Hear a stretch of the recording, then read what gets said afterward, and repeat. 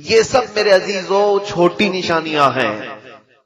چھوٹی نشانیوں میں اور بہت ساری ہیں جو آپ کے سامنے ہیں. لوگ غیروں کے طریقوں پر حضور صلی اللہ تعالی علیہ وسلم کی امت. السلام علیکم ورحمۃ اللہ وبرکاتہ.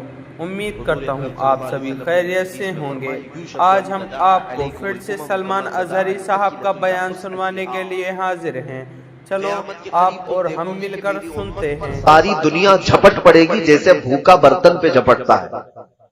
یہ بھی ہے آج ہر ایک کا ٹارگٹ مسلمان، ہر ایک کا ٹارگٹ اسلام ہے، جتنی بھی قومیں دنیا میں ہیں. حضور سے صحابہ نے پوچھا بھی تھا یومئذ نحن من قلۃ یا رسول اللہ، اے اللہ کے رسول کیا آپ کی اس امت پر جو ساری قومیں جھپٹ پڑیں گی کیا ہم تعداد میں بہت تھوڑے ہوں گے، بہت کم ہوں گے؟ یہ حدیث سنیے آپ. حضور صلی اللہ علیہ وسلم فرماتے ہیں وَلَٰكِنَّكُمْ كَثِيرُونَ غُثَاءً كَغُثَاءِ الْبَحْرِ، فرماتے نہیں تمہاری تعداد تو بہت زیادہ ہوگی لیکن تمہاری حیثیت سمندر کے جھاگ کی طرح ہوگی. سمندر کا جھاگ ہوا آنے سے اڑ جائے گا، پیوریٹی نہیں باقی رہے گی، اخلاص نہیں ہوگا، ایمان نہیں ہوگا. کروڑوں کی تعداد میں ہیں لیکن سب ڈرے ہوئے سہمے ہوئے ہوں گے. یہ بھی قیامت کی علامت ہے. اور حضور اکرم صلی اللہ تعالی علیہ وسلم فرماتے ہیں وَلَيَقْذِفَنَّ اللَّهُ عَلَىٰ قُلُوبِكُمْ الْوَهْنَ، تمہارے دلوں پر اللہ رب العزت وہن ڈال دے گا. وہن. صحابہ نے پوچھا مل وہن یا رسول اللہ، وہن کسے کہتے ہیں؟ حضور صلی اللہ علیہ وسلم فرماتے ہیں آج اللہ رب العزت نے میرا خوف اور میرا رعب کافروں پر ڈال رکھا ہے، یہاں تک کہ میں 500 میل دور ہوں تو بھی اللہ ہمارا رعب کافروں پر ڈال رکھتا ہے. لیکن ایک وقت ایسا آئے گا کہ میری امت کے دلوں پر کفار کا رعب ڈال دے گا. آج ہے کہ نہیں ہے؟ ہر کوئی ڈرا ہوا ہے. حضور صلی اللہ تعالی علیہ وسلم کی بات حق ہے. حضور نے فرمایا ایک وقت ایسا آئے گا کہ تمہارے دلوں پر کفار و مشرکین کا خوف اور ان کا رعب ڈال دیا جائے گا. صحابہ نے پھر پوچھا ایسا کیوں ہوگا کہ ہمارے دلوں پر؟ حضور نے فرمایا دو چیزیں جب ان کے اندر آ جائیں گی، حب الدنیا و کراہیت الموت. جب دنیا بہت زیادہ ان کو پیاری لگنے لگے، صرف دنیا دنیا دنیا، اور پھر موت سے یہ ڈرنے لگ جائیں، تو یہ دو چیزیں جس وقت میری امت میں آ جائیں اللہ تعالیٰ ان کے دلوں پر کافروں کا خوف ڈال دے گا، ان کا رعب پیدا کر دے گا. شاید یہ دو چیزیں ہمارے دلوں میں آئی گئی ہیں. ہر ایک کو اپنا کچھ بنانا ہے، سیلفش ہے ہم، ہر ایک کو صرف اپنی دنیا بنانی ہے، اور اس کے بعد پھر کوئی مرنا نہیں چاہتا ہم میں سے. ارے میاں مسلمان کے لیے تو موت بڑی نعمت کی چیز ہے کہ اللہ سے ملاقات ہوتی ہے. الموت جسر یوصل الحبیب الی الحبیب، موت ایک برج کا نام ہے، ایک حبیب کو دوسرے حبیب سے ملا دیتی. بہرحال یہ تھی چھوٹی علامتیں.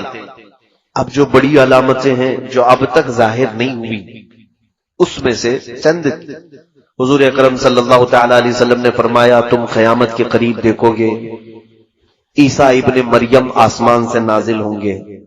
عیسیٰ علیہ السلام جو آسمانوں پر اٹھائے گئے ہیں، یہ عیسائیوں کا عقیدہ ہے کہ ان کو صلیب پر چڑھا دیا گیا، ان کو پھانسی دی گئی، اسی لیے بیچارے ایک کراس کا نشان پہنتے ہیں آج بھی، ان کو لٹکا کر کے گھومتے ہیں. جبکہ قرآن کہتا ہے وَلَٰكِنْ شُبِّهَ لَهُمْ وَمَا قَتَلُوهُ وَمَا صَلَبُوهُ وَلَٰكِنْ شُبِّهَ لَهُمْ. اللہ فرماتا ہے نہ ہی یہودیوں نے عیسیٰ کو قتل کیا ہے اور نہ ہی پھانسی دی ہے، بلکہ ان کو شبہ میں ڈال دیا گیا ہے. عیسیٰ علیہ السلام کو آسمانوں پر اٹھایا گیا، اب بھی موجود ہیں وہ. اب وہ قیامت کے قریب آسمان سے نیچے آئیں گے زمین پر. یہ بڑی نشانی ہے قیامت کی، بڑی نشانی. یہ قیامت کے بہت قریب آئیں گے. لیکن یہ ضرور ہے کہ حضور صلی اللہ تعالی علیہ وسلم کے امتی بن کر کے زندگی گزاریں گے. اب ان کی شریعت نہیں رہے گی، حضور کے امتی بن کر کے زندگی گزاریں گے. بڑی علامات میں یہ بھی ہے حضور اکرم صلی اللہ تعالی علیہ وسلم نے فرمایا کہ تم دیکھو گے یاجوج ماجوج نکلیں گے.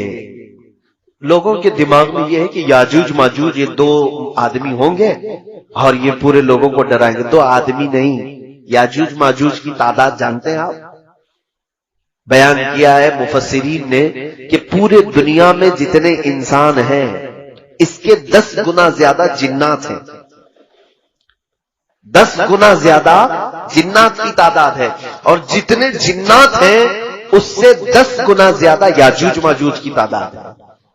اتنی بڑی فوج ہے یہ، اور یہ چھوٹ جائیں گے، کسی جگہ ان کو قید کیا گیا ہے اور یہ زمین پر آئیں گے، بلکہ وہ زمین میں کسی حصے پر ہیں اب بھی، حدیثوں میں اس کا ہے۔ میرا ٹاپک یاجوج ماجوج نہیں ہے، مختصر میں بتا رہا ہوں کہ وہ آئیں گے، پوری زمین میں فساد مچائیں گے، ہر چیز کھا جائیں گے، لوگوں کی کھیتیاں چر جائیں گے، سامان کھا جائیں گے، پھر ان کو اللہ تبارک و تعالیٰ ایک بیماری میں مبتلا کرے گا اور سارے مر جائیں گے۔ یہ حدیث میں ہے، بڑی نشانی یہ اب تک آئی نہیں ہے۔ اور اس کے علاوہ بڑی نشانی یہ بھی ہے کہ اللہ کے حبیب صلی اللہ علیہ وسلم نے فرمایا تم دیکھنا کہ سورج پچھم سے نکل آئے گا، سورج ابھی پورب سے نکلتا ہے نا، ایک دن ایسا آئے گا کہ سورج پچھم سے نکل آئے گا، لیکن بس وہ دوپہر تک تھوڑی دیر نکلے گا، پھر واپس چلا جائے گا پچھم میں، پھر جہاں سے نکلتا ہے وہیں سے نکلے گا روزانہ، ایک دن صرف ایسا ہوگا۔ اور حضور فرماتے ہیں وہ یعنی دنیا میں عمل کا آخری دن ہوگا، اعمال کا قبولیت کا آخری دن ہوگا، اس سے پہلے جس نے توبہ کیا، اس سے پہلے جو ایمان لایا اس کا ایمان ہے۔ سورج کے پچھم سے نکلنے کے بعد نہ کسی کی توبہ قبول ہوگی نہ کسی کا ایمان قبول ہوگا، کوئی نہیں۔ میرے عزیزو ہمیں یہ معلوم نہیں، ہم راتوں کو سوتے ہیں پتہ نہیں کون سی صبح سورج پچھم سے نکل آئے، ڈر بھی نہیں ہے، ہمیں خوف بھی نہیں ہے۔ یہ بڑی علامتوں میں سے۔ اس کے علاوہ بڑی علامتوں میں سے حضور اکرم صلی اللہ علیہ وسلم نے فرمایا تم دیکھو گے کہ آدم علیہ السلام کے پیدائش سے لے کر قیامت آنے تک کا سب سے بڑا فتنہ دنیا میں اگر کوئی چیز ہے، حضور فرماتے ہیں وہ دجال کا ظاہر ہونا۔ دجال، اسی پر آپ مجھے بولنے کے لیے کہا ہے، دجال کا ظاہر ہونا۔ یہ دجال ہے کیا چیز، اس پر میں ڈیٹیل میں آؤں گا، پہلے یہ علامتیں ختم کر لیتے ہیں۔ دجال کا ظاہر ہونا یہ قیامت کی سب سے بڑی علامت ہے، لیکن ساتھ میں ایک اور نشانی ہے، دابۃ الارض، ایک جانور نکلے گا جس کے ہاتھ میں ایک لاٹھی ہوگی، موسیٰ علیہ السلام کی وہ لکڑی ہوگی، اس کے ہاتھ میں سلیمان علیہ السلام کی انگوٹھی ہوگی۔ وہ جانور پوری دنیا میں گھومے گا، انسان نما جانور ہوگا، اور وہ مسلمانوں سے بھی ملے گا کافروں سے بھی ملے گا۔ تو جس کو ایمان والا وہ دیکھے گا اس کی پیشانی پر موسیٰ علیہ السلام کے عصا سے لکیر کھینچ دے گا، اور جس کو کافر وہ دیکھے گا اپنی انگوٹھی سے اس پر سکہ مار دے گا۔ تو جس کے پیشانی پر نشان لگ گیا وہ مومن ہی انتقال کرے گا، اور جس کی پیشانی پر اس نے انگوٹھی سے تھپا مارا وہ کافر ہی مرے گا۔ وہ لاسٹ فائنل کرنے کے لیے آتا ہے دابۃ الارض۔ لیکن اس سے پہلے دجال آئے گا، دجال کا ظہور، یہ ایک بہت ہی امپورٹنٹ چیز ہے میرے عزیزوں۔ لیکن حیرت کی بات ہے ہم آج تذکرہ کر رہے ہیں، مجھے ٹینشن نہیں، میں حدیثیں پڑھ رہا تھا، دجال کے آنے کا خوف ہونا چاہیے۔ حضور صلی اللہ تعالی علیہ وسلم اپنی دعاؤں میں یوں عرض کیا کرتے تھے، اللہم انا نعوذ بک من فتنۃ المسیح الدجال، اے اللہ ہم تیری پناہ مانگتے ہیں مسیح دجال کے فتنے سے۔ آپ بھی دعاؤں میں اس کو شامل رکھیں۔ فرمایا کہ جب وہ دجال ظاہر ہوگا تو اس قدر آزمائش میں مبتلا کر دیا جائے گا ایمان والوں کو، وہ 40 دن میں پوری دنیا گھوم لے گا، بہت فاسٹ ہوگا، پوری دنیا میں جائے گا، اور اس کے ایک ہاتھ میں جنت ایک ہاتھ میں دوزخ کی شکل وہ بنا کر کے لائے گا، دکھائے گا، اصلی جنت اور اصلی دوزخ نہیں، لیکن وہ لوگوں کو یہ دکھائے گا کہ میرے سیدھے ہاتھ کی طرف دیکھو، اس میں باغیچے ہیں، لہلہاتے ہوئے باغ ہیں، اس میں نہریں ہیں، اور بائیں ہاتھ میں آگ اگل رہی ہے۔ اس کا منشا اور اس کا مقصد کیا ہوگا؟ وہ کہے گا مجھے خدا بولو، میرے سامنے سجدہ کرو۔ تو اگر کوئی اس کو سجدہ کرنے سے انکار کرے، حدیث پاک میں اس کی دونوں ٹانگیں پکڑ کر چیر دے گا اس مومن کو، یا تو پھر کھولتے ہوئے تیل میں ڈالے گا، یا پھر وہ اپنی جلتی ہوئی آگ میں ڈالے گا، بہت سخت شدت کی تکلیف دے گا۔ اور جو اسے خدا مان لے اس کے سامنے سجدہ کرے وہ اس کو اپنی جنت میں ڈال دے گا. وہ لاکھوں کی تعداد میں لوگوں کو کافر بنائے گا، لاکھوں کی تعداد. اور یہ کوئی بعید بات نہیں لگتی مجھے. کیوں؟ آج کی سچویشن میں دیکھ رہا ہوں، یہاں کوئی بابا، لٹھ والا بابا اگر جیب سے ایک سکہ نکال کر کے دے دے تو لوگ سجدہ کرنا شروع کر دیتے. ارے بڑے پہنچے ہوئے بابا، ان کے بارے میں کچھ بھی مت بولنا. تو یہاں جو باباؤں سے بہک جاتی ہے پبلک، وہ دجال سے کیسے نہیں بہکے گی؟ دجال تو بہت بڑے بڑے کارنامے کر کے دکھائے گا. وہ خالی سکے نکال کر کے نہیں، میرے عزیزو حدیث پاک میں ہے، وہ آسمان سے بارش برسا کے دکھائے گا، زمین سے سبزہ اگا کے دکھائے گا. یہ کہے گا کہ میرے حکم سے بارش برستی ہے، میرے حکم سے زمین سبزے اگاتی ہے. تو مجھے خدا معلوم. تو لوگ، ظاہر سی بات ہے، آپ بارش برسانا اللہ کا کام ہے، زمین سے سبزے اگانا اللہ کا کام ہے. تو بہت سارے لوگ یہی کہیں گے کہ خدا ہمارا زمین پر اتر پڑا، چلو اسی کی عبادت کرو. تو یہ دجال لوگوں کو اپنی عبادت میں مصروف کرنے کی کوشش کرے گا. یہ دنیا کا سب سے بڑا فتنہ، سب سے بڑا فتنہ. لیکن صرف اور صرف 2 شہر محفوظ رہیں گے، مکہ مکرمہ اور مدینہ طیبہ. حضور پاک صلی اللہ علیہ وسلم نے فرمایا کہ دجال پوری دنیا گھوم پھر کر مکہ اور مدینے آنے کی کوشش کرے گا، فرشتے اسے دھکا دے کر کے باہر کریں گے. وہ یہ دونوں حرم کی حدود میں نہیں آ سکے گا، بس وہ سیف جگہ ہے. لیکن ہم سب پوری دنیا میں جہاں پر بھی ہیں، کوئی جگہ سیف نہیں ہے. دجال ظاہر ہوگا. اب میں یہ بھی بتاؤں کہ حدیثوں میں اس کا ذکر کہاں سے ہے. بعض لوگ کہتے ہیں قرآن میں نہیں ہے، لیکن صحیح احادیث کریمہ میں موجود ہے. صحیح احادیث کریمہ میں دجال کے آنے کی جو علامات بتائی گئی ہیں، سب سے پہلے دجال کا میننگ سمجھ لو آپ کہ اس کو دجال کیوں کہتے ہیں. عربی میں دجل، دجل لفظ ہے یہ، جس کا مطلب ہوتا ہے جھوٹ یا بدل دینا. گدھے کے اوپر آپ نے شیر کی کھال ڈالی تو اس کو کہتے ہیں دجل. یہ فریب کیا ہے، اندر کچھ اور ہے، اوپر کچھ اور دکھا رہا ہے. تلبیس، یہ دجل ہے. اور دجل کا مبالغے کا صیغہ ہے دجال، بہت زیادہ جھوٹ بولنے والا، بہت زیادہ جھوٹ بولنے والا. اور ساتھ میں اس کو مسیح دجال کہتے ہیں. حدیث پاک میں بھی مسیح کا لفظ آیا ہے. مسیح جو ہے، مسیح کے کئی معنی ہیں عربک ڈکشنری میں. ایک معنی یہ ہے کہ ہاتھ پھیرنے والا، ایک معنی ہے شفا دینے والا، ایک معنی ہے کہ لوگوں کو دعا کرنے والا، عافیت دلانے والا. ایک معنی یہ بھی ہے کہ جھوٹ بولنے والا. مسیح کے کئی معنی ہیں، لیکن اب میں آپ کو بتاؤں مسیح دجال کون ہوگا، کیسا ہوگا، کب آئے گا. 3 پوائنٹ پر آپ مجھ سے بات سنیں، اور اس کے آنے سے پہلے کیا ہو گئے. 4تھا پوائنٹ ہے، اور وہ بہت ضروری ہے. دجال، حضور صلی اللہ تعالی علیہ وسلم نے فرمایا وہ ایک آنکھ کا ہے. کانا دجال. بعض لوگ اس تشویش میں مبتلا ہیں. کچھ لوگ مجھے کہنے لگے اسرائیل میں ایک آنکھ کا بچہ پیدا ہوا ہے، اس کی فوٹو بہت وائرل ہو رہی تھی، کہا کہ دجال پیدا ہو گیا، دجال پیدا ہو گیا.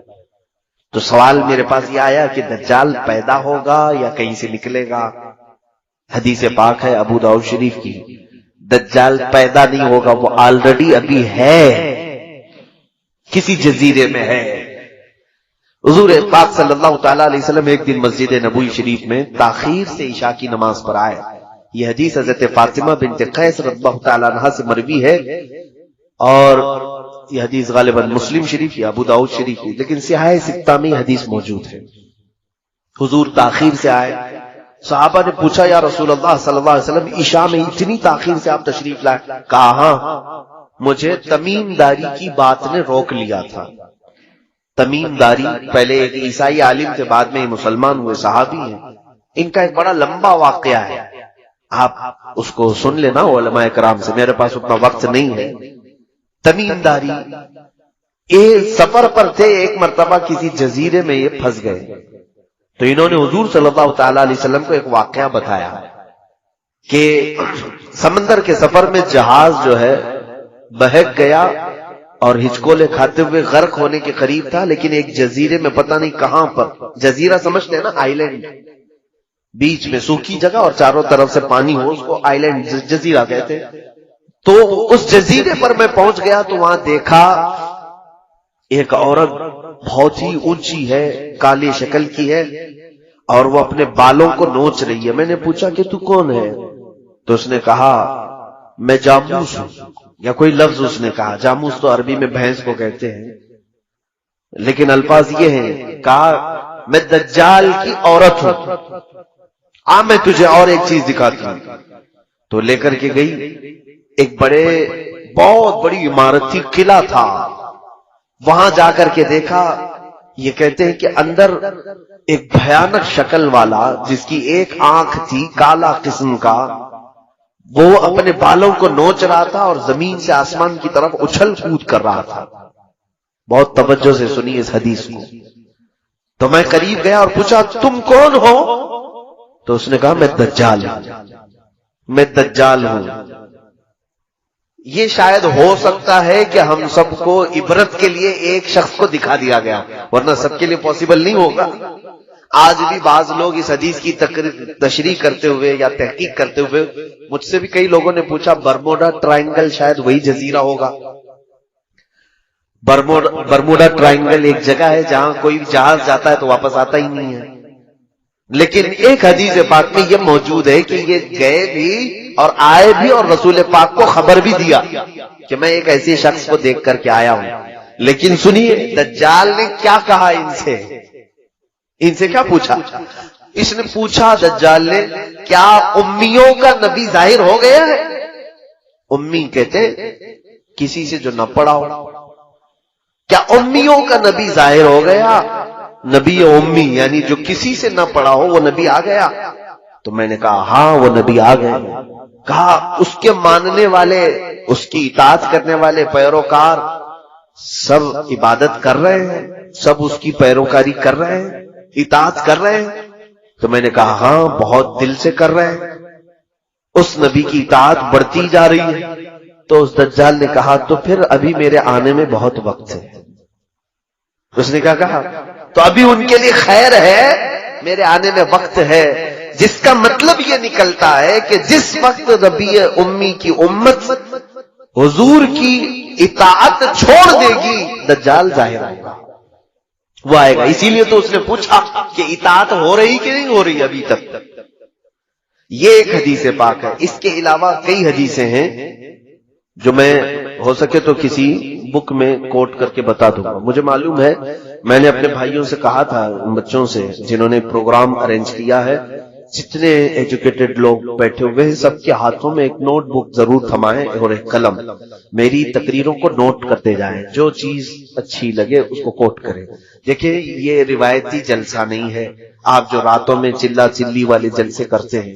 میں ایک چاہتا ہوں کہ کوئی بیداری اور آپ کے اندر علم کی ایک طلب اور تشنگی اور بڑھتی جائے اور کچھ فائدہ لے کر کے جائیں. اس کے لیے یہ ضروری ہوتا ہے کہ آپ تقریر سن کر کے واہ واہ سبحان اللہ نعرے لگا کر سو نہ جائیں، بلکہ اس کو یاد رکھیں اور دوسروں تک پہنچانے کی کوشش کریں کہ میرے پاس ایک ایجوکیشن یہ آیا ہے، تو بھی میرے بھائی سن لے. اسی لیے ہم نے یوٹیوب کے چینل وغیرہ چلائے. صرف واحد ہمارا مقصد یہی ہے کہ علم چھپایا نہ جائے، دوسروں تک پہنچ جائے. اب دجال کے متعلق کی بات سنیے. ایک حدیث پاک یہ ہوئی، سیدنا ابو بکر صدیق رضی اللہ تعالیٰ عنہ سے بھی حدیث پاک ہے. یہ مسلم شریف کی حدیث میں موجود ہے کہ آپ نے فرمایا کہ حضور صلی اللہ تعالیٰ علیہ وسلم نے دجال کا ذکر فرمایا اور ارشاد فرمایا وہ مشرق کی طرف سے ظاہر ہوگا. تو پوچھا کہ مشرق کدھر؟ کہا خراسان کی طرف. خراسان جانتے ہیں؟ خراسان یا افغان اور ایران کے علاقے کو خراسان کہتے ہیں. تو یہاں سے بھی ٹینشن ختم ہو گیا. کچھ لوگ جو ہے عرب سے کہہ رہے ہیں، امریکہ سے نہیں، ضروری نہیں. حدیثوں میں مشرق کا لفظ آیا اس طرف سے آئے گا. تو جب بھی آئے گا اس کے آنے سے پہلے کیا ہوگا؟ میں نے 2 پوائنٹ تو پہلے بتا دیے تھے. کون ہے اس کے بارے میں نے بتایا، وہ سب سے زیادہ جھوٹا ہوگا. یعنی جو خدا ہی بن کر کے آیا ہے اس سے بڑا جھوٹا کون ہو سکتا ہے. دوسری چیز یہ ہے کہ وہ کیسا ہوگا، وہ بتایا حضور صلی اللہ علیہ وسلم نے. کہا ایک ہی آنکھ ہوگی اس کی اور کانا ہوگا، اسی لیے اس کو کانا دجال بھی کہتے ہیں. اور وہ 40 دن میں پوری دنیا گھومے گا. اچھا، اب تیسری بات یہ ہے وہ کب آئے گا، اس کی ایک بات یہ ہے کہ حضرت ابو بکر صدیق نے پوچھا یا رسول اللہ صلی اللہ علیہ وسلم وہ کب آئے گا؟ فرمایا دجال اس وقت ظاہر ہوگا جب سارے لوگ اس سے غافل ہو چکے ہوں گے، اس کے بارے میں کوئی بات ہی نہیں کر رہا ہوگا۔ آج تو ہم بات کر رہے ہیں، اسی لیے میں نے کہا مجھے ٹینشن نہیں ہے، لیکن جس وقت سارے لوگ بھول چکے ہوں گے، کوئی بات ہی نہیں کر رہا ہوگا دجال کے متعلق، دجال اچانک آئے گا۔ لیکن میرے عزیزوں، ہمارا ایک بات کرنا بھی کافی نہیں ہے، میجورٹی آج دجال کے متعلق گفتگو نہیں کرتی۔ صحیح بات ہے، علماء کرام کو میں بلیم نہیں کر رہا، میں علماء کی توہین نہیں کرنا چاہتا، نہ میں علماء کی بے ادبی کرنا چاہتا ہوں، لیکن آج ہو سکتا ہے یہ مصلحت ہوگی۔ میں نے کثرت سے علماء کو دیکھا دجال کے متعلق یا اس ٹاپک پر نہیں بول رہے، شاید یہ حدیث پاک میں اسی لیے کہا گیا جس وقت سارے لوگ بھول چکے ہوں گے دجال کو، تب دجال آئے گا۔ تو بھول گئے ہیں، آج دوسرے سارے ٹاپک پہ ہم گفتگو کرتے اس پر نہیں۔ جب تک دجال سے لوگوں کو ہم ڈراتے رہیں گے، اس کے فتنے سے پناہ مانگتے رہیں گے لوگ، وہ نہیں آئے گا، وہ نہیں آئے گا۔ اب اس کے آنے سے پہلے کیا ہوگا، یہی میرا ٹاپک ہے۔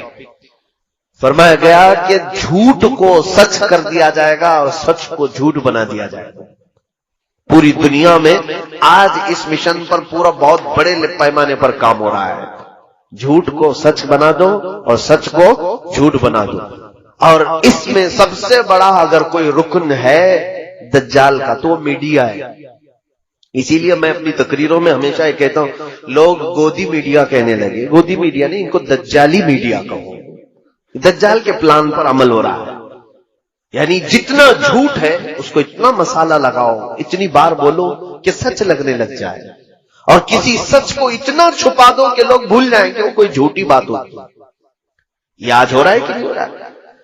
اور گناہوں کو سجا کر کے پیش کیا جائے گا کہ نئی نسل کو یہ لگے گا کہ یہ نیکی کا کام ہے۔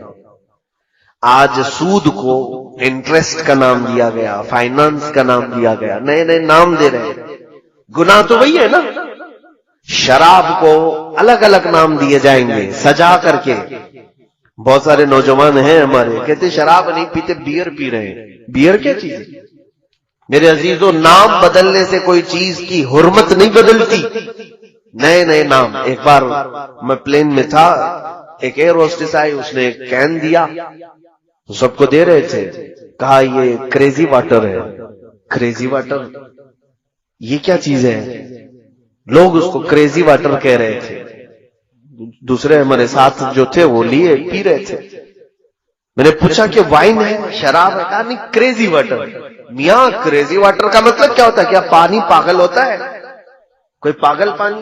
کریزی واٹر کا مطلب؟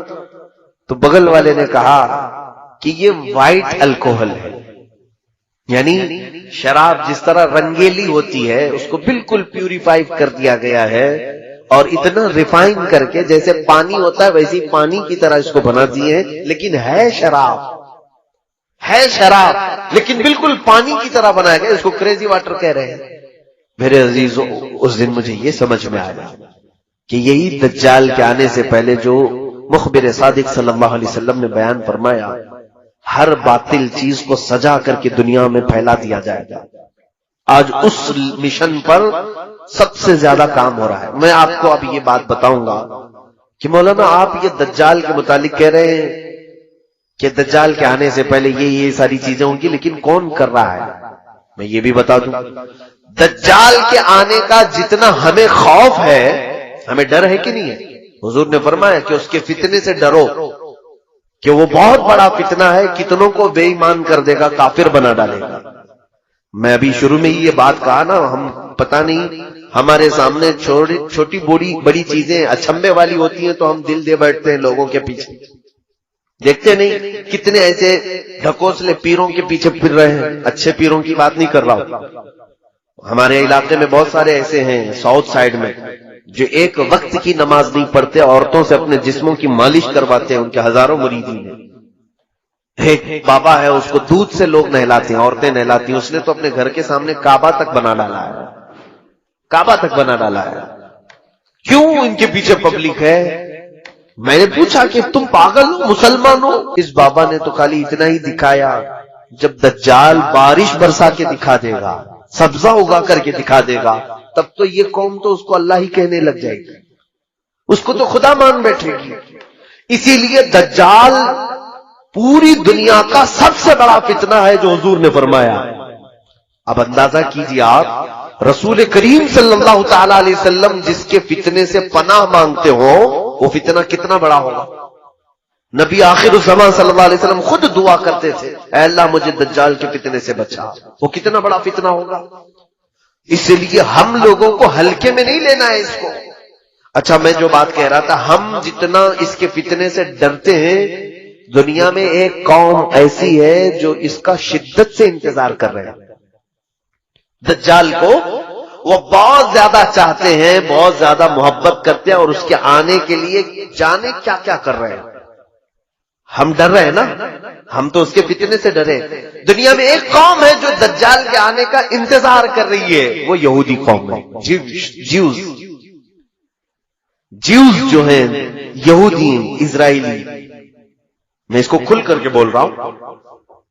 ایک بات مجھے معلوم ہے، میرے استاد مصر میں انہوں نے بتایا بھی تھا کہ یہودی اس وقت دنیا میں اتنے منصوبے بناتے ہیں، اور ان کے خلاف جو بولتا ہے اس کو یا تو مار ڈالتے ہیں، یا اس کے خلاف ایسی سازشیں رچتے ہیں کہ وہ بند ہو جائے، قید ہو جائے، یا تو پھر اسے خرید لیتے ہیں۔ یہ تو میں تقریباً 10 سال سے بول رہا ہوں۔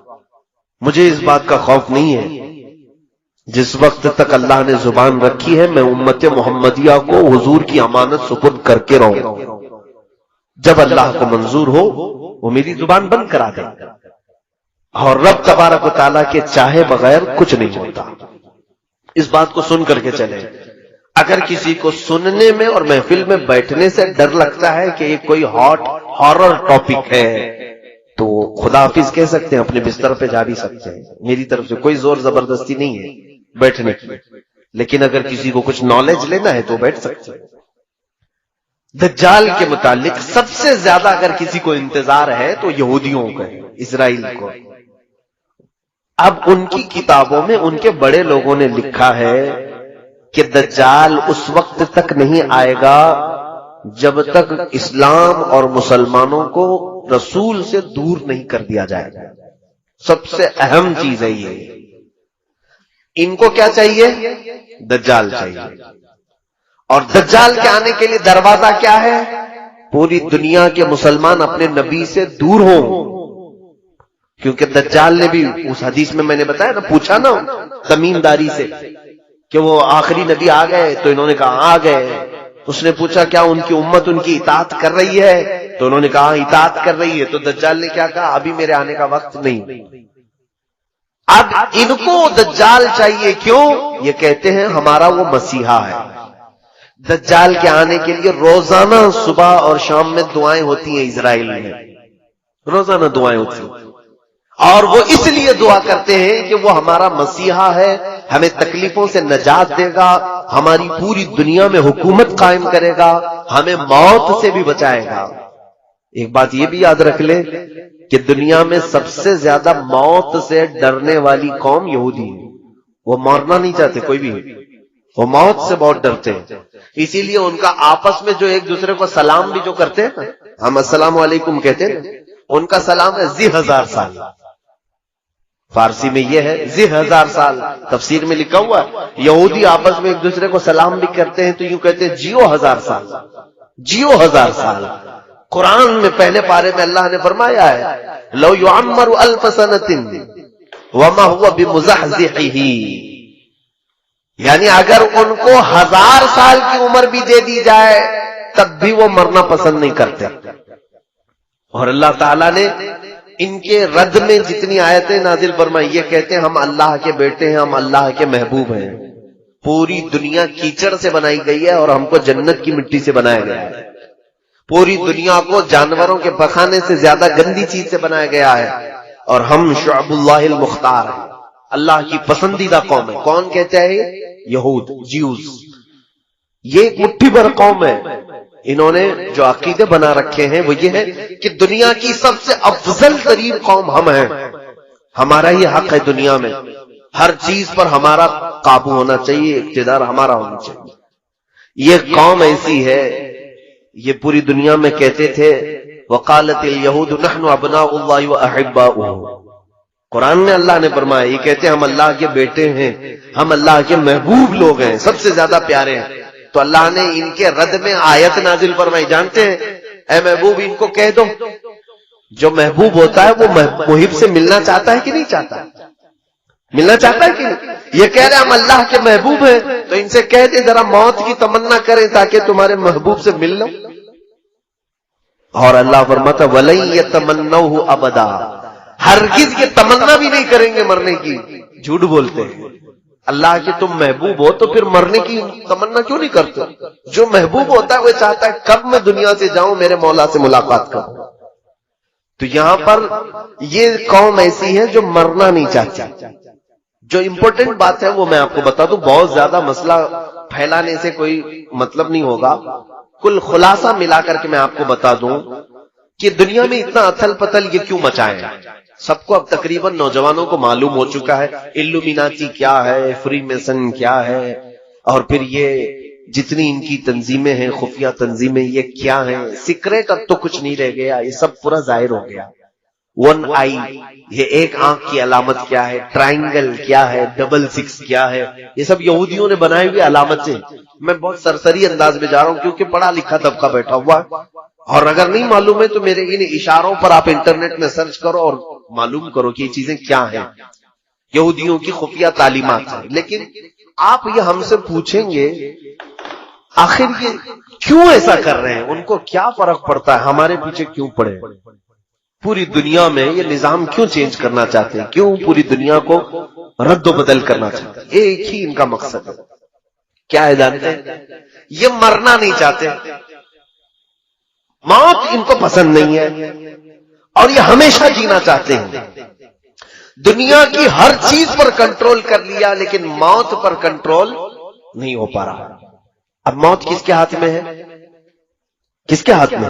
اللہ رب العزت۔ ان کو بھی معلوم ہے، ان کو بھی معلوم ہے موت اللہ کی طرف سے آ رہی ہے، تو کیوں نہ ہم ڈائریکٹ اس اللہ کو ہی ختم کر دیں، معاذ اللہ رب العالمین۔ یہ پلاننگ ہے، اور یہ میں کہہ نہیں رہا ہوں، آلریڈی یہ پہلے ہو چکا ہے۔ ایک ڈاکٹر ہیں، میں نام ذکر نہیں کر رہا ہوں، وہ عیسائیوں کے ایک بڑے ماہر محقق ہیں، انہوں نے بھی اس چیز کی تحقیق میں لکھا ہے کہ پہلے کے دور میں نمرود کی جب حکومت تھی تب بھی یہ یہودی تھے، تو ان لوگوں نے کیا کیا تھا، نمرود جو بادشاہ ہے اس نے ایک بہت بڑا محل بنایا تھا۔ نمرود بھی بہت لمبی عمر تک جیا، بہت بڑی طاقت تھی، وہ خدا کہلاتا تھا اپنے آپ کو، لوگوں سے سجدے کرواتا تھا، لیکن اب اس کو بھی ایک ہی ٹینشن تھا، کیا؟ موت کا، مر جاؤں تو سارا خدا ختم، سڑ گیا۔ اس کو بھی موت نہیں چاہیے تھی۔ اس نے کیا سوچا، پوری دنیا پر میرا کنٹرول، پورے لوگ میرے سجدہ کر رہے ہیں، تو کیوں نہ میں پوری پبلک کو ملا کر کے فوج بنا لوں اور اس خدا سے لڑ لوں۔ ایک بار ٹرائی کر کے دیکھتے ہیں، اس خدا کو مار کے گرا دیں گے تو پھر اب موت حیات سب ہمارے ہاتھ میں آ جائے گی۔ یہ پلاننگ اس وقت اس نے کیا تھا، یہ ہماری کتابوں میں نہیں ہے لیکن پرانی دوسری مقدسات میں موجود ہے۔ تو اب اس نے ایک بہت بڑا ورلڈ ٹاور بنایا تھا، اس زمانے کا بہت اونچا ایک محل بنایا، عمارت بنایا، اور دنیا بھر کے سارے لوگوں کو ایک جگہ جمع کیا، سب کی زبان ایک بنایا، کہا لینگویج الگ الگ نہیں ہونی چاہیے، سب کی ایک ہی زبان، آپس میں سارے لوگ میرے وفادار، اور سب کو ٹریننگ دیا کہ خدا کے ساتھ لڑنا ہے، سب کو خدا کا باغی بنا دیا سب کو، اور سارے جوش میں، اور اتنی بلند عمارت بنائے۔ پوچھا گیا کیوں بنا رہے ہو، کہا اس پر چڑھ کر کے آسمانوں میں جاؤں گا، اس سے جنگ کروں گا خدا کو اور اس کو گرا دوں گا، میرے پاس پوری دنیا کی پبلک بھی ہے۔ نشے میں چور آدمی کہاں تک سوچتا ہے، سیاست بہت گندی چیز ہو جاتی ہے کبھی کبھار، آدمی خدا بننے کی کوشش کر ڈالتا ہے اور خدا کو مارنے کی کوشش کرتا ہے، معاذ اللہ رب العالمین۔ تو اس نے یہ پلان بنایا، اور یہ غالباً انجیل میں ہے، بہت پہلے میں نے پڑھا تھا اس نے عمارت بنایا اور اوپر چڑھا بھی، پوری پبلک کو کہا کہ تم میرے ساتھ رہو گے، سب کی لینگویج ایک ہی، تم میری حمایت کرو گے، میری فوج میں رہو گے، اور میں اب خدا سے جنگ کر رہا ہوں، ایک بار اگر میں نے اس کو مار دیا تو تم میں سے سب کو میں نے ہمیشہ ہمیشہ کی زندگی دینی ہے، ٹینشن مت لینا، کسی کو 2000 سال چاہیے لکھوا لو، میں 2000 سال دے دوں گا، کسی کو 5000 سال چاہیے میں دے دوں گا۔ تو سارے لوگ بہت شوق میں تھے کہ مرنا ہی نہیں ہے، چلو یہ ایک کام کر کے دیکھ لیتے ہیں۔ اب جب وہ اوپر چڑھا تو اب دیکھیے مقدسات جو کتابیں ہیں وہ کہتی ہیں اللہ رب العزت نے اپنے فرشتوں میں سے ایک فرشتے کو فرمایا کہ آؤ، میرے بندوں میں سے ایک بندے نے بڑی بلند عمارت بنائی ہے، چلو ذرا دیکھ لیں۔ اللہ رب العزت نے فرمایا اور آسمانوں کی طرف نزول فرمایا، اور اپنے ایک فرشتے کو، اللہ تعالیٰ کے فرشتوں کی تعداد کسی کو نہیں معلوم ہے کتنے لاکھ، کتنے کروڑ، کتنے ارب، بلکہ اندازہ کرنے کے لیے ایک صرف میں حدیث بتا دوں، جب بھی بارش ہوتی ہے نا، حضرت ابن عباس فرماتے ہیں ہر قطرے کو ایک فرشتہ زمین پر رکھ کر جاتا ہے، اوپر سے برسایا نہیں جاتا، ایک ایک قطرے کو ایک ایک فرشتہ زمین پر رکھ کر جاتا ہے۔ بارش کے قطرے نہیں گن سکتے تو فرشتوں کو کہاں گن سکو گے؟ تو اتنے لاتعداد فرشتے ہیں، اس میں سے صرف ایک ہی فرشتے کو اللہ نے فرمایا تم جاؤ ذرا نیچے اپنے پر ہلاؤ۔ وہ فرشتہ نیچے آیا، جبرائیل کو نہیں بھیجا، میکائیل کو نہیں، اسرائیل کو نہیں، بڑے مقام والے فرشتے، ایک فرشتے کو بھیجا، اور وہ فرشتہ نیچے زمین پر آیا، اس نے صرف اپنے پر ہلایا تھا کہ یہ پوری دنیا غرق ہو گئی، اس کا سارا محل ڈھہ گیا، نمرود تباہ ہو گیا، اور اس کے بعد پھر یہ جتنے لوگ بچے تھے، کچھ اکثر تو مر گئے، جتنے بچے تھے اللہ نے فرمایا ان کی سب کی زبان کو الگ کر دو، سب کی زبان ڈیوائیڈ کر دی گئی، اس کی زبان الگ، اس کی زبان الگ، اس کی زبان الگ۔ یہ بھی اللہ کی حکمتوں میں سے ہے کہ یہ پھر ایسی پلاننگ کرنے کے لیے سب جمع نہ ہو جائے، الگ الگ کر دی گئی۔ یہ دوسری کتابوں میں موجود ہے، تو یہ پلاننگ ان کے دماغ میں آج بھی چل رہی ہے۔ فلاپ تو ہوا تھا آئیڈیا پرانے زمانے کا، اب جو اسرائیل ہے، یہودی ہے، اور اسی مقدس کتاب میں یہ بھی لکھا گیا ہے کہ اے لوگوں دیکھنا قیامت کے قریب ایک بار اور اس طرح کی کوشش کی جائے گی۔ اب بات سمجھ میں آئی آپ کے؟ اس طرح پہلے خدا سے لڑنے کا ایک پلان کیا انہوں نے، فلاپ ہو گئے اور مار دیے گئے۔ اب ان کو جدید ٹیکنالوجی پر، نیو ٹیکنالوجی پر اتنا بھروسہ ہے، انہی مقدسات میں کہا گیا ہے دیکھنا قیامت سے قریب ایک بار اور یہ چیز کوشش کر لیں گے۔ اب مجھے یہی لگتا ہے، یہ حدیثوں میں تو ہے نہیں کہ یہ لوگ خدا سے لڑنے کے لیے کوشش کریں گے، لیکن ان کی کتابوں میں لکھا ہوا ہے، یہودیوں کی۔ اب مجھے یہی سمجھ میں آتا ہے اسی پلاننگ کے تحت یہ اسی انداز سے چل رہے ہیں۔ ان کو ایک مسیحا چاہیے ہے، وہ دجال ہے جو خدا کا دشمن ہے، اور انہیں معلوم ہے دجال کا پاور کیا ہے، 40 دن میں پوری دنیا میں گھومے گا، لوگوں کو آسمان سے بارش برسا کے دکھائے گا، زمین سے سبزے اگا کر کے دکھائے گا۔ ان کو ایک ایسا پاورفل آدمی چاہیے جو خدا سے لڑ سکے، اس لیے وہ انتظار کر رہے ہیں۔ دوسرے ان کو کیا چاہیے، پوری دنیا کی لینگویج ایک ہونی چاہیے، تو یہ گلوبل لینگویج کے طور پر انگلش کو مشہور کر بھی رہے ہیں کہ سب کی کنیکٹ کرنے والی، سب کو کنیکٹ کرنے والی زبان انگلش ہونی چاہیے، سب کی کرنسی ایک بنانا چاہتے ہیں، اور آج تقریباً یہ کر بھی چکے، ڈالر پوری دنیا کی کرنسی بنتی جا رہی ہے، تقریباً ہر ملک اپنی ٹریڈنگ ڈالر میں کرنا چاہتا ہے، پوری دنیا کی ایک کرنسی ہو، ایک لینگویج ہو۔ اور آپ دیکھنا اکثر ان کے جتنے بڑے پریزیڈنٹ ہوں یا جو سٹارز ہیں، وہ اپنے بیانوں کے بیچ بیچ میں ون ورلڈ آرڈر یہ بات کہہ جاتے ہیں۔ نوجوان طبقہ اس کو نوٹ کر لے، one world order. One world order کا مطلب یہ ہوتا ہے ایک دنیا ایک حکم پر چلے، الگ الگ کنٹری نہیں چاہیے ہم کو، الگ الگ سیاست نہیں چاہیے، پوری دنیا ایک ہی حکومت پر، ایک ہی آرڈر پر چلے، یہ ان کا پلان ہے۔ کیوں میاں، کیوں پوری دنیا کو ون ورلڈ آرڈر میں ڈال رہے ہیں آپ؟ وہی پلاننگ جو نمرود کر چکا تھا کہ خدا سے لڑنا ہے، پوری دنیا کو پھر سے جمع کرو، ساری ٹیکنالوجی جمع کرو. اسی لیے یہ اسپیس میں بھی بھیج رہے ہیں کہ جا کے دیکھ کر کے آئے، سب تصویریں لے کے آئے کہاں خدا بیٹھتا ہے. معاذ اللہ رب العالمین. میرے عزیزو، میں ان ترقیات کے خلاف نہیں ہوں، اسپیس کے خلاف نہیں ہوں، میں چاند کے بارے میں گفتگو نہیں کر رہا ہوں، لیکن بعض محققین نے کہا کچھ لوگوں کی شرارت یہ ہے جیوز میں سے جو ہر نئی ٹیکنالوجی کو خدا کے خلاف سوچتے ہیں. یہودیوں میں بھی، آج میں پورے یہودیوں کی بات نہیں کر رہا، بہت سارے یہودی وہ ہیں جو ان شرارتوں کو بالکل پسند نہیں کرتے ہیں. وہ تورات انجیل پر یقین رکھتے ہیں، ایمان رکھتے ہیں. عیسائیوں میں بھی سارے نہیں ہیں، وہ بھی اپنی مقدسات پر ایمان رکھتے ہیں. لیکن کچھ ایسے ہیں جن کو عباد الشیطان کہا جاتا ہے. یہودیوں میں ایک تنظیم ایسی نکلی جو ڈیول ورشپرز ہیں، یعنی شیطان کی عبادت کرتے ہیں، پوجا کرتے ہیں. یہ ان کا پورا کیا ہوا ہے، پوری دنیا کو بدلا ہوا ہے. اب سنیے، اب یہ پوری دنیا میں کیا ہنگامہ مچا رہے ہیں، کیا ہنگامہ مچائیں. میں باخبر ضرور کرنا چاہوں گا ہر بچے کو، ہر جوان کو. میں نے مصر میں ایک کتاب پڑھی تھی، تقریباً وہ 150 سال پہلے کی ایک میٹنگ ہوئی تھی. حاخام کہتے ہیں یہودیوں کو، مولانا پڑھے ہوں گے. حاخام، یہ یہودیوں کے بڑے حکیم جو ہوتے ہیں ان کو حاخام کہتے ہیں. انہوں نے ایک میٹنگ لی اور اپنے حکیم سے یہودیوں نے پوچھا کہ ہم لڑکیوں کو ننگا تو کرنے کی پوری کوشش کرتے ہیں، لیکن مسلمان لڑکیاں ننگی نہیں ہوتی جلدی، یہ جلدی اپنا لباس اتار کر کے باہر آتی نہیں. ہم نے تقریباً دنیا کو ننگا کرنے کی کوشش کر ڈالی. تو اس حکیم نے 150 سال پہلے کی بات بتا رہا ہوں، کیا مشورہ دیا جانتے ہیں؟ اس نے کہا تھا کہ لوگوں، تمہیں فطرت معلوم نہیں انسان کی.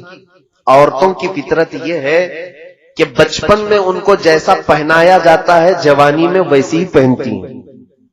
اگر کوئی بچی بچپن سے دوپٹہ پہنتی ہو اور فل کپڑے پہنتی ہو، اچانک 16 سال کی عمر میں اس بچی کو آپ آدھے کپڑے پہننے کے لیے کہیں، نہیں پہن پائے گی، شرم و حیا زیادہ ہوتی ہے. آپ ہی کی بات لے لیں، ابھی آپ پینٹ شرٹ پہن رہے ہیں، فل کپڑے پہن رہے ہیں، اچانک آپ کو کہہ دیں چڈی پہنو اور ہاف بنیان پہن کے باہر آؤ، شرم لگے گی کہ نہیں لگے گی؟ حیا مانے ہوتی ہے. جو فل کپڑے پہنتا ہے وہ ہاف کپڑے میں جلدی نہیں آتا. ہاں، جس کی بچپن سے ہی ہاف کپڑے میں رکھ دیا جائے، وہ 16 سال کیا، 20 سال کیا، 40 سال کیا، وہ ننگا گھومنے میں اسے کبھی شرم نہیں آتی. اس یہودی حکیم نے کہا، اے لوگوں، مسلمان بچیاں اس لیے ننگی نہیں ہو پا رہی آج تک ہمارے پلان کے مطابق کہ ان کے گھروں میں ان کے ماں باپ ان کو فل کپڑے پہنا کر کے رکھتے ہیں، بچیوں کو دوپٹے اڑواتے ہیں، اسکارف پہناتے ہیں، جس کی وجہ سے 16 سال کی عمر میں ان پر تم محنت کرتے ہو، یہ ننگی نہیں ہو پاتی. کہا کیا کریں؟ اس یہودی عالم نے کہا، ان کی بچیوں کے کپڑے ہاف بنانا شروع کرو، بچیوں کے اوپر محنت کرو، بڑی عورتوں پر نہیں.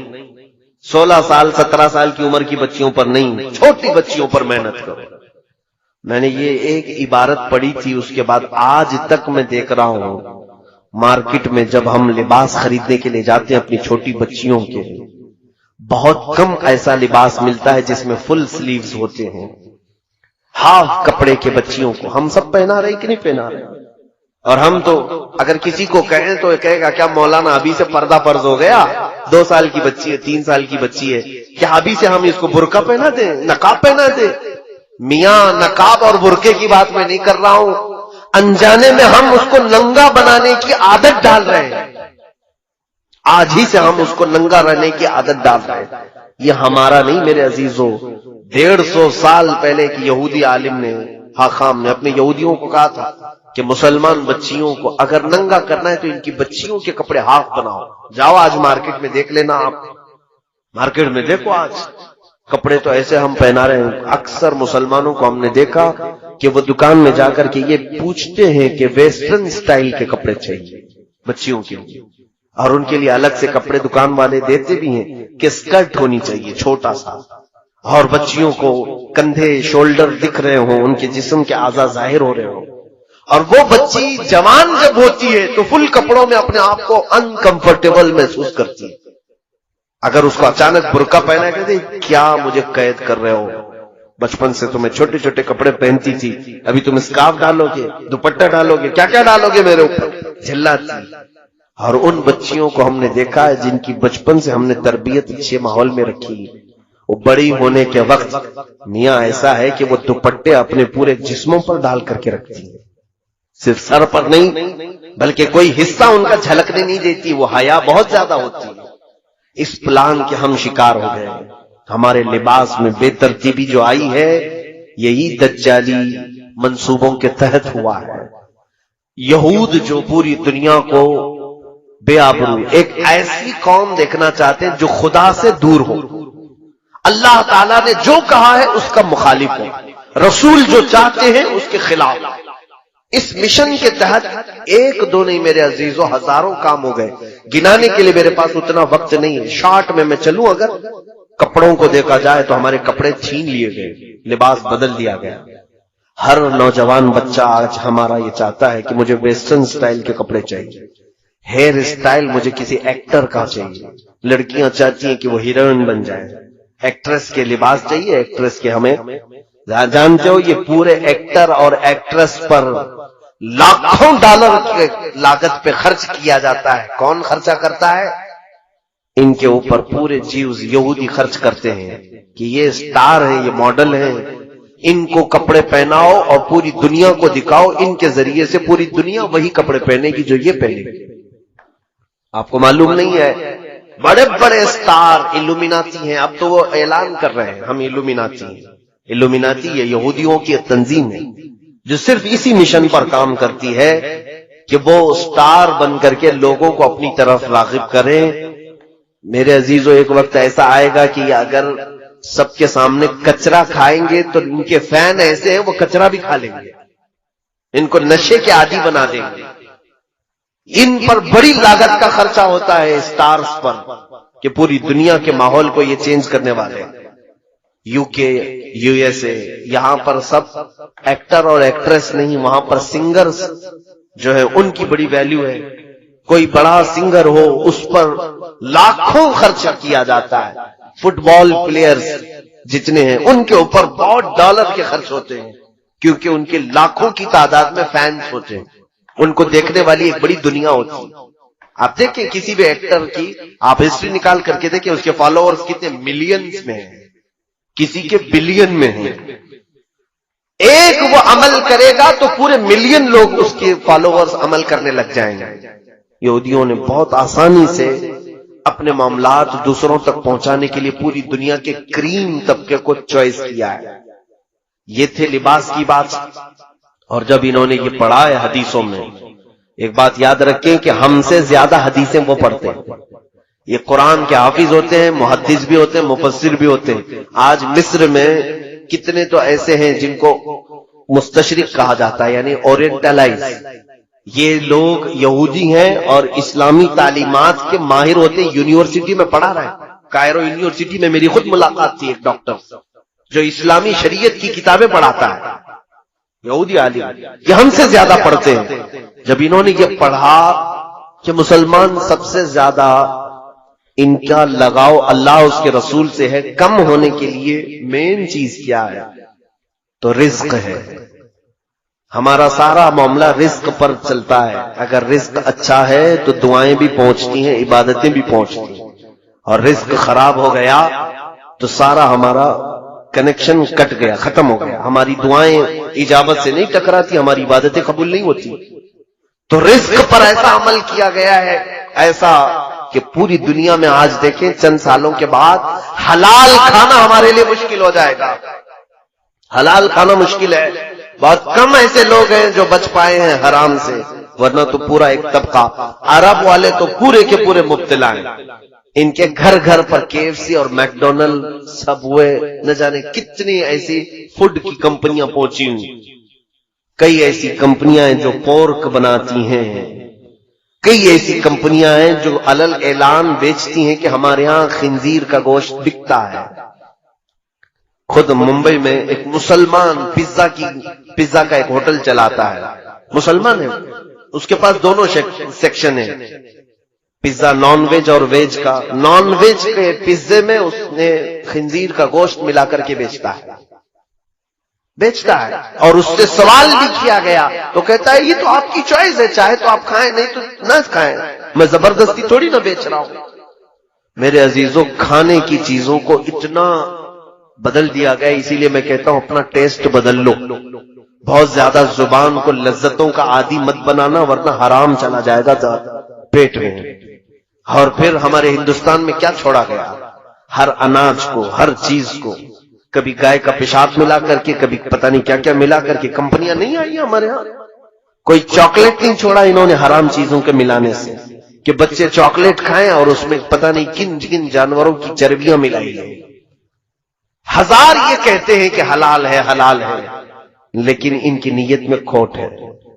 میرے عزیزوں، ہمارے رزق پر بہت بڑا اثر ہو رہا ہے۔ میں چند دنوں پہلے چکن کے متعلق ایک بیان کیا تھا۔ میں حرام نہیں کہتا ہوں گوشت کو، چکن کو، لیکن وہ ہو سکے تو آپ سن لینا۔ یہ جو برائلر چکن جو بنائی گئی ہے، یہ 1960 کی پیداوار ہے، اس سے پہلے یہ سفید مرغیاں تھی نہیں دنیا میں۔ یہ جو برائلر چکن آپ جو دیکھ رہے ہیں نا، یہ بعد میں ایجاد کی گئی ہے، اس کو بنایا گیا ہے کراسنگ کے ذریعے سے، اور اس کی فارمنگ جو ہوتی ہے سیم فارمنگ خنزیر کی بھی ہوتی ہے۔ امریکہ میں سب سے زیادہ طلب جس گوشت کی ہے وہ خنزیر کی ہے، پگ کی، اور اس کو کھلا کر کے جتنی جلدی بڑا کیا جاتا ہے، کیونکہ اس کی مارکیٹ ہے وہاں پر، ان کو جلدی جلدی گوشت چاہیے۔ خنزیر بڑا نہیں ہوگا تو گوشت کیسے ملے گا؟ تو جلدی بڑا کرنے کے لیے خنزیر کو جو چیز کھلائی جاتی ہے وہی انڈیا، پاکستان یا سب جگہ پر ان کے فیڈز میں، مرغیوں کے، چکن کے فیڈز میں وہی چیز کھلائی جاتی ہے جو خنزیر کو کھلاتے ہیں۔ اسی لیے تو یہاں مرغیاں 40 دن میں بڑی ہوتی ہیں۔ ہمارا خود بھی فارم ہے، میرے بھائی فارم چلاتے تھے مرغیوں کے، مجھے معلوم ہے 40 دن نہیں ہوتا کہ یہ مرغی 2 کلو کی ہو جاتی ہے۔ کیسے؟ آپ اپنے گھر میں پال کر کے دیکھیں، 6 مہینے میں بھی بچہ ہی دکھتی ہے۔ یہ حیرت سے بہت تیزی سے بڑھاتے ہیں۔ یہ میرا ٹاپک نہیں ہے، لیکن میں آپ کو کہہ رہا ہوں کہ ہماری غذا پر بہت زیادہ کوشش کی گئی ہے کہ حرام کی آمیزش ہو جائے، تاکہ ان کی دعائیں قبول نہ ہو، ان کی عبادتیں قبول نہ ہو، اور ان کا اللہ رب العزت سے جو قریبی تعلق ہے وہ ڈسکنیکٹ ہو جائے۔ اسی لیے آج ہم کثرت سے دعائیں مانگ رہے ہیں، اللہ کی رحمت مانگ رہے ہیں۔ ہمارے ساتھ کیا ہو رہا ہے؟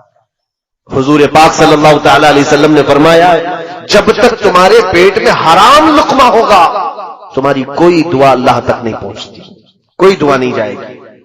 اور یہ چاہتے ہیں کہ ہمارے جسموں میں حرام لقمے پڑے رہے اور ہم دعا کرتے رہے، ہماری کوئی دعا قبول نہ ہو۔ کپڑوں کو لے کر کے اور اس کے علاوہ رزق کو لے کر کے، دوائیوں کا معاملہ تو بہت ہی بڑا ڈیفیکلٹ ہے میرے عزیزوں۔ ایک پورا ڈرگ مافیا ہے پورے ورلڈ میں، انہوں نے دوائیوں کو ایک دھندا اور بزنس بنایا ہوا ہے۔ میڈیکل لائن ایک ایسی چیز ہے، اس پر ہی مجھے 2 گھنٹے بولنا پڑ جائے گا۔ یہ پوری دنیا میں جو دوائیاں بنائی جا رہی ہیں، کہاں دوائیاں بنتی ہیں ذرا تحقیق کر لو۔ میں بار بار یہی افسوس جتاتا ہوں، ہمارے بچوں کو گیم کھیلنے سے فرصت نہیں، انٹرنیٹ میں فلمیں اور سیریل اور پتہ نہیں ڈرامے دیکھنے سے فرصت نہیں۔ کاش یہ کچھ نالج والی باتیں بھی اپنے موبائل سے دیکھ لیتے۔ قرآن و حدیث مستقبل کے بارے میں کیا بتا رہے ہیں، یہ بھی انٹرنیٹ میں بہت ساری چیزیں موجود ہیں۔ میں خود بھی تو مطالعہ کرتا ہوں، میرا سارا مواد میرے موبائل میں پڑا ہوا ہے۔ میں کہاں کہاں کتابیں اٹھا کر کے چلوں؟ تاریخ کی جتنی کتابیں میں نے پڑھی ہیں میرے انٹرنیٹ موبائل سے پڑھی ہیں، اکثر کتابیں۔ یہ ہمارا طبقہ کیوں نہیں پڑھتا آج؟ ہمارے نوجوان جو رات میں گیم کھیلنا شروع کرتے تو فجر ہو جاتی۔ کیا اللہ رب العزت کو تمہیں جواب نہیں دینا ہے کہ رات کس کام میں تم نے گزاری ہے؟ میرے عزیزوں، وقت بہت ہی تنگ ہمارے اوپر آ رہا ہے۔ یہ تھی باتیں۔ ڈرگ مافیا تو ایسی ہے کہ ایک گولی، میرے ان سے بھی بہت گہرے تعلقات ہیں، دوائیوں کی کمپنیوں والوں سے بھی۔ 75 پیسے کی جو گولی بنتی ہے وہ مارکیٹ میں 40 روپے 50 روپے کی بکتی ہے۔ ایک سٹنٹ جو لگایا جاتا ہے، یعنی بائی پاس سرجری کرنے والے یا پھر انجیوگرافی، انجیوپلاسٹی جن کو ہوتی ہے، سٹنٹ لگاتے ہیں، $1 کا ہوتا ہے۔ $1 تقریباً 70 روپے کا سٹنٹ، اور اس کی قیمت یہاں پر 1 لاکھ 2 لاکھ روپے لی جاتی ہے۔ خیر یہ تو ان کی تجارت ہے، لیکن جانتے ہیں آپ کئی بیماریاں جان بوجھ کر کے وائرس کے طور پر پھیلائی جاتی ہیں. ہمارے ایک ڈاکٹر شفیق ہیں, ان کی تحقیق ہے, وہ کہتے ہیں کینسر یہ کوئی بیماری ہے نہیں, یہ وائرس ہے جو چھوڑا گیا ہے, اس کا علاج موجود ہے, لیکن چاہتی نہیں پوری ڈرگ مافیا کہ وہ علاج ہو جائے. اگر یہ علاج بہت چھوٹی چھوٹی پتیاں ہیں, افغانستان کی کچھ پتیوں سے ایک ڈاکٹر صاحب نے علاج بھی کیا کینسر کا, وہ کہتے ہیں ان پتیوں پر اور اس کے جوس پر امریکہ نے پابندی لگا دی کہ لا نہیں سکتے تم. کیوں؟ یہ نہیں چاہتے کہ کینسر والے صحیح ہو جائیں. کیوں؟ کینسر جتنا بڑھے گا اتنا مال ڈرگ مافیا کو پہنچے گا, اتنی زیادہ, کروڑوں نہیں اربوں کی تجارت ہے یہ. میرے عزیزوں, پوری دنیا میں گولڈ پر قبضہ اگر کسی کا ہے تو انہی کا ہے. سنا ایک لفظ پر آپ توجہ دیں, آپ کو میں بتاتا ہوں. ان کو کیا کہتے ہیں یہودیوں کو, انگلش میں کیا کہتے ہیں معلوم ہوگا نا آپ کو, جیوز. اور دنیا میں آپ دیکھنا سونے کی گولڈ کی جو بھی دکان ہے اس کو کیا کہتے ہیں جیولری. کیا کہتے ہیں جیولری. یہ جیوز کا لفظ جیولری کے اندر ساتھ میں رکھا جاتا ہے. وہ یہ تمہیں احساس دینا چاہتے ہیں کہ سونے پر صرف ہمارا حق ہے, سونے پر صرف ہمارا حق ہے. اور یہ بھی آپ کو میں بتاؤں کہ ان کی پلاننگ کہ پوری دنیا میں سونے اور چاندی کو یہ قبضہ کریں گے اور یہ جو بولیں گے وہ کرنسی چلے گی. آج دیکھیں یہ کرنسی کا معاملہ بڑا ڈیفیکلٹ ہے. مجھے آج اعلیٰ حضرت فاضل بریلوی کی یاد آتی ہے. سرکار امام محمد رضا خان فاضل بریلوی رضی اللہ تعالیٰ عنہ 100 سال پہلے ہی ایک رسالہ لکھا ہے, کفل الفقیہ الفاہم فی احکام القرطاس والدراہم. اس پہلے زمانے میں کرنسی کیا چلتی تھی جانتے ہیں آپ؟ سونے کے سکے, چاندی کے سکے. توجہ چاہوں گا, سونے کے سکے, چاندی کے سکے. سونے کے سکوں کو دینار کہتے تھے اور چاندی کے سکوں کو درہم کہتے تھے. درہم اور دینار چلتے تھے پہلے. اب سنیے گا, سونے کا ایک سکہ ہے اور چاندی کا ایک سکہ ہے, اس کی اپنی ایک ویلیو ہے کہ نہیں ہے؟ وہ سونے کا ہے میاں. آج اگر ظاہر سی بات ہے کسی بھی سکے پر بادشاہ کی فوٹو ہوگی جو اس وقت بادشاہ چل رہا ہے, چلے بادشاہ ختم ہو گیا, دوسرا بادشاہ آ گیا, کیا وہ سکہ بیکار ہو جائے گا؟ سکہ خراب ہو جائے گا؟ نہیں, صرف فوٹو بدلنا ہے. جاؤ میلٹ کرو, سنان کو دو, وہ میلٹ کر کے دوسرا سکہ بنا دے گا, لیکن اس کی ویلیو ہے کہ نہیں؟ چلے حکومت ختم ہو گئی, جو سکے چل رہے تھے چاندی اور سونے کے, لے جاؤ سب بیچو. ارے آپ کو تو کلو کے وزن پر قیمت ملے گی. سونے اور چاندی کی ویلیو ہے کہ نہیں؟ یہ یہودیوں نے پوری دنیا سے سونے اور چاندی کے سکوں کو ہٹا دیا اور اس کی جگہ پر کاغذ کے ٹکڑے لائے. کاغذ کے ٹکڑے, پہلے نوٹ تھی نہیں پوری دنیا میں کہیں پر. یہ کاغذ کے ٹکڑوں کو لائے اور اس پر لکھ دیا 1000, تو اب ہم سمجھ رہے ہیں 1000. اس پر لکھ دیا 2000, ہم سمجھ رہے ہیں 2000, جبکہ وہ کاغذ بھی اتنا ہی ہے جتنا نیوز پیپر والا کاغذ ہے. کوئی فرق نہیں ہے پیپر میں. ہاں تھوڑا اچھا کاغذ استعمال کرتے ہوں گے, پرنٹ نکال سکتے ہیں آپ, لیکن وہ کاغذ اس کی ویلیو ہے اپنی. وہ تو ابھی ابھی ہمارے سب کو سمجھ میں آ چکی ہوگی.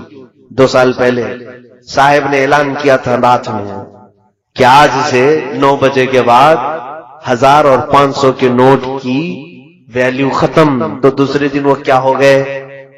آج اگر آپ کے جیب میں 1000 روپے کی پرانی نوٹ ہو تو آپ کو مجرم سمجھ کے پکڑ کے لے جائیں گے. عزیزو, یہ کرنسی ایسی ہے کہ اس کی اپنی ویلیو نہیں ہے. اگر کسی کے پاس اس زمانے کے, چلیے میں کہتا ہوں 1000 کے نوٹ جمع ہیں, بہت سارے ہیں, بھول گئے تھے آپ چینج کرانا, انہوں نے تو ٹائم بھی دیا تھا 2 مہینے کا, چینج کرا لو, بھول گئے تھے, ابھی اب کہیں تھیلی سے نکلا. آج کے زمانے میں کہاں لے کے جاؤ گے آپ؟ 1000 کے نوٹ ہیں, کہاں لے کے جاؤ گے؟ RBI بھی نہیں لے رہی ابھی. کسی بینک میں جاؤ گے, میرے 1000 کے پرانے نوٹ بدل کے اب 2000 میں دے دو, کہا وہ دروازہ بند ہو گیا. کہا کیا کرے؟ تو بینک کہے کہ جاؤ کسی بنیا کو دے دو, پوڑیا بنائے گا, شکر ڈال کے بیچے گا. اس کے علاوہ تو ان نوٹوں کا کچھ کام نہیں. یا تو آپ کلو کے حساب میں بیچ کے چلے جاؤ, لیکن سونے اور چاندی کی کرنسی کے ساتھ ایسا ہو سکتا ہے؟ اسی لیے سونے اور چاندی کی کرنسی کو پوری دنیا سے ہٹا دیا گیا. یہ چاہتے ہیں کہ کرنسی صرف اور صرف نوٹ کی چلے. اب اور آگے سنیے، اب آگے کا پلان یہ ہے کہ کرنسی یہ بھی ہٹا لی جائے گی، کیش لیس کر دیا جائے گا آپ کو، اور آپ کے ہاتھوں میں اب نوٹ بھی نہیں ہوں گے.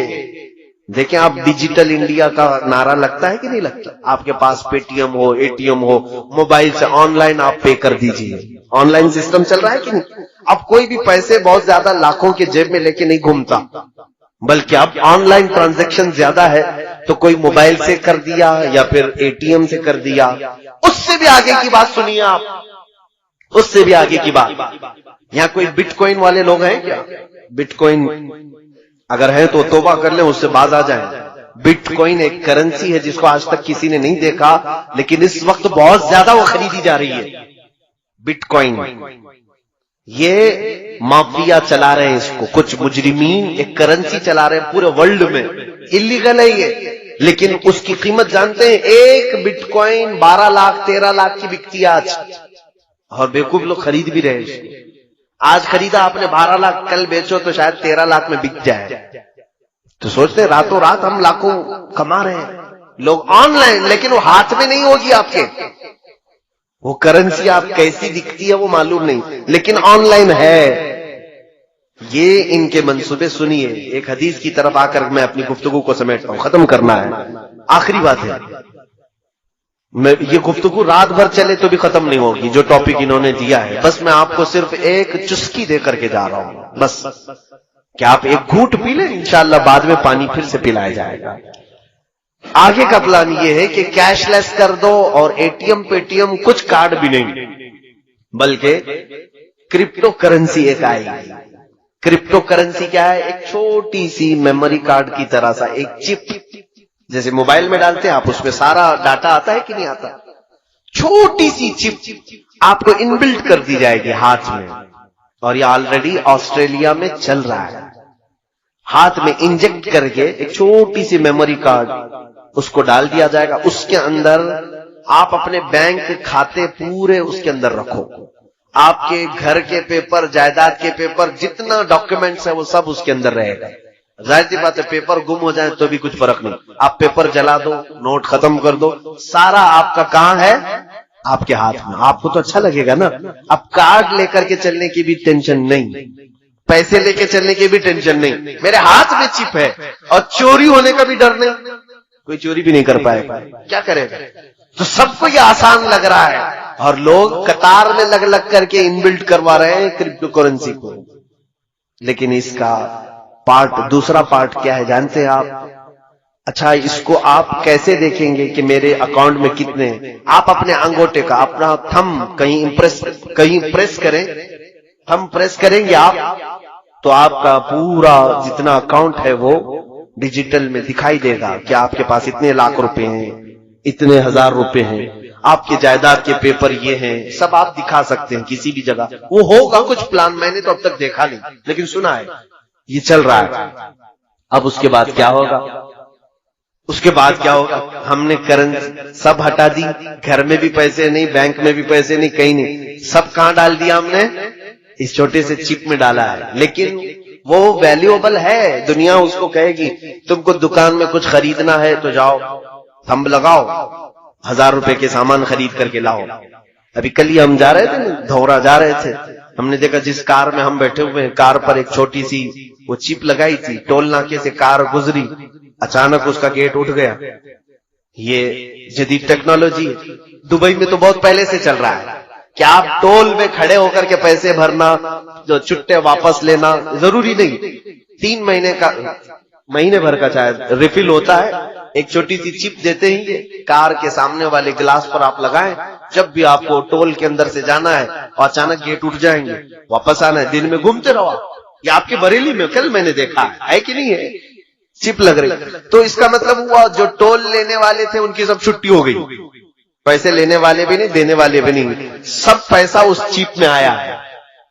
اچھا یہی سسٹم ہمارے ہاتھ میں آ جائے تو آپ کو سمجھے گا اور اچھا ہے. جہاں جہاں پیٹرول ڈالنا ہے ہم ہاتھ کو لگا دیں گے، پیٹرول آ جائے گا. डॉक्टर को पैसे देना है, वहां पर भी हम अपना थंब प्रेस कर देंगे, उसको जितनी बिल है उसमें से निकल के चली जाएगी। आसान आसान, ये तुम्हें बता रहे हैं आसान। जब तुम सब आसानी में आ जाओगे, पूछो आप मुझसे कि हजरत ये चलता किससे है? जाहिर सी बात है, चिप मेरे अंदर पड़ी हुई है, मैं प्रेस करता हूं, मेरा अकाउंट कैसे दिखेगा? कैसे दिखेगा? मैं यही कहूंगा कि ये सारा इंटरनेट से चलेगा। कैसे चलेगा? इंटरनेट से चलेगा। ऐ मेरे अजीज, तुम्हें यही होश संभालना चाहिए। दूसरा सवाल तुम यही करो कि अगर इंटरनेट बंद हो गया तो क्या होगा? और इंटरनेट न मेरे हाथ में न तुम्हारे हाथ में, सारा इनके हाथ में है। इंटरनेट ये जिस वक्त चाहे बंद कर दे। जिस वक्त इंटरनेट बंद हुआ, वो तुम्हारी चिप तो वहीं पड़ी हुई है। सामान वाले के पास जाओगे, उंगली घसते रहो, कुछ नहीं नजर आएगा, क्योंकि इंटरनेट से चलता है। आज भी ऑनलाइन ट्रांजैक्शन का जो नुकसान कश्मीर में हुआ, उन कश्मीरियों से पूछो। 1 महीने तक उनका नेट बंद रखा गया, तो उनके ट्रांजैक्शन सब पूरे के पूरे वहीं से ठप पड़ गए। जो ऑनलाइन करते थे कारोबार, उनका सब ठप पड़ा हुआ है, क्योंकि नेट ही नहीं चल रहा है। तो कैसे करेंगे? पैसा तो अकाउंट में है, लेकिन वो देख नहीं सकते। मेरे मोबाइल में ऐप है, एप्लीकेशन है बैंक का, मैं डायरेक्ट खोल करके देख सकता हूं कि मेरे अकाउंट में कितने पैसे हैं। लेकिन मेरे अजीजों, कब देख सकता हूं? जब मेरे मोबाइल में इंटरनेट ओपन है। तो अगर इंटरनेट बंद है तो मैं मोबाइल लेकर के दिन भर फिरूं, मुझे पता नहीं होगा मेरे बैंक में कितने पैसे हैं। सही बात है कि नहीं है?